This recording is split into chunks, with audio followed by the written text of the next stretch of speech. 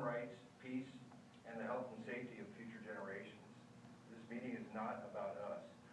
The ultimate decommissioning of San Onofre is projected for after 2045, when I'm in my 80s.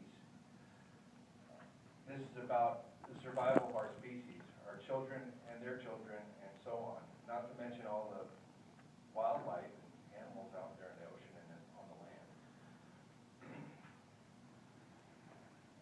Because of all these radionuclides that are constantly created by this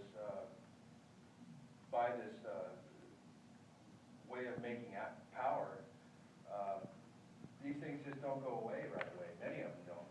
Many of them stay with us, and they'll stay with all of our generations and probably to the end of humanity.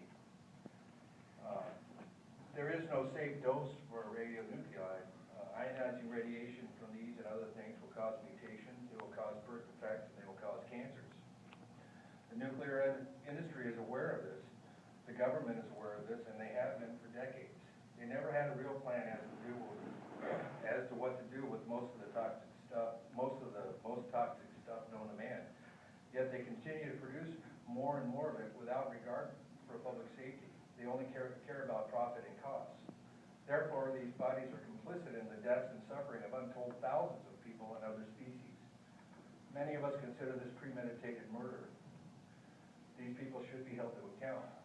The ongoing catastrophe in Japan since the earthquake and tsunami on March 11, 2001 only underscores our need to deal with the problem of nuclearism head-on and without hesitation here in Southern California.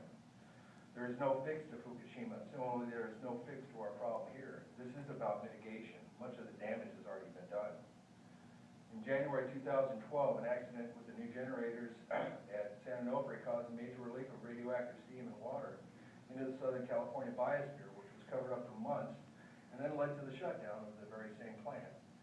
Again, no release of hot radionuclides is safe.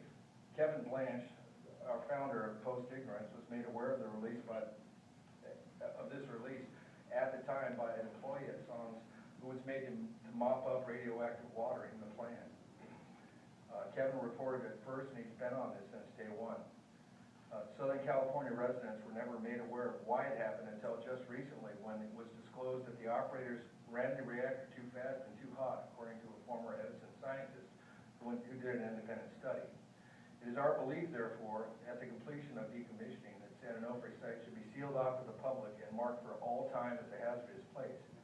That people be given fair warning of the risks involved for even being there.